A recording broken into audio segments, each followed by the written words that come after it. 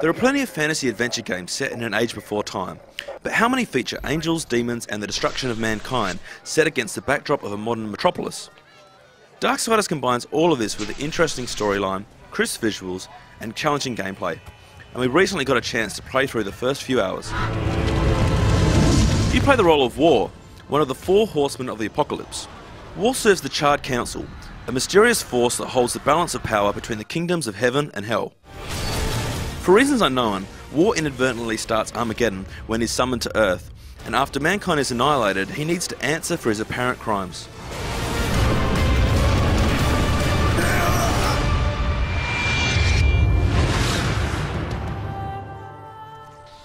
You're accompanied by the Watcher. Superbly voice acted by Batman Arkham Asylum's Mark Hamill, he's been instructed by the Council to make sure you stay on track. The Watcher is a useful companion because he's quick to point out your next objective, as well as intel such as the weak points on enemy bosses. Doesn't look like you can do anything against all dark and gruesome yet. Best to avoid it for now. You also meet an enterprising demon early on called Vulgrim, who has struck a deal with the Council so you can purchase a variety of useful items from him. These include weapons and abilities, new combos for your weapons, and even an item that resurrects you when you receive a fatal blow. Killing enemies, destroying objects, and finding chests scattered around the world will earn you souls, which give you a currency, health, or wrath boost. Once you've earned enough wrath, you can activate special abilities, such as the Blade Geyser, which surrounds War with a ring of giant blades that damages nearby enemies. War has some epic weapons at his disposal, including his trusty sword Chaos Eater, a scythe, gun, shuriken, and a grappling hook. Like other adventure games, you can acquire upgrades for these, such as ones that increase weapon damage and binds it to specific items. The first weapon you get in the game is Chaos Eater, and this oversized sword makes mincemeat of most enemies. As you use the sword, it levels up, increasing its damage along the way.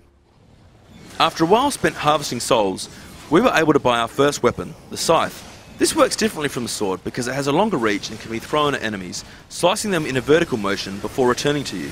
You can also purchase additional weapons, with others collected while exploring. One such weapon is the crossblade, a giant shuriken-like blade that works like a boomerang. It can also be used to activate switches and transfer elements such as fire to certain items.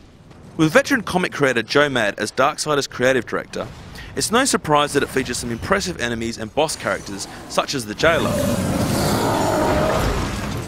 Another mini-boss we encountered was also rather unforgettable because it was roughly the size of an office block. This gigantic demon attacked us with columns of flames that we had to dodge. It also threw cars at us which we were then able to throw back at it. One of the game's first dungeons, the Twilight Cathedral, featured plenty of puzzles, enemies and areas to keep us occupied. If you're familiar with the adventure genre, then you'll certainly have a good idea of what to expect.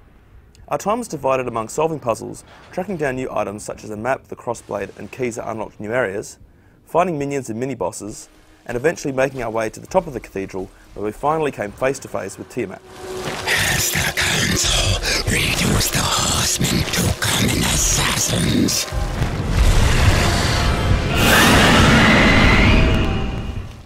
Darksiders looks stunning and is chock full of gorgeously gruesome undead creatures. The decayed beauty of Darksiders' environments don't tire either, ranging from crumbling office blocks and gothic cathedrals to underworlds filled with lava and human remains. We're looking forward to getting our hands on a copy of the final game, and we won't have to wait long because it's due out in early January. Until then, be sure to read our full hands-on preview and watch our video interview with Joe Mad. Can you restore the balance?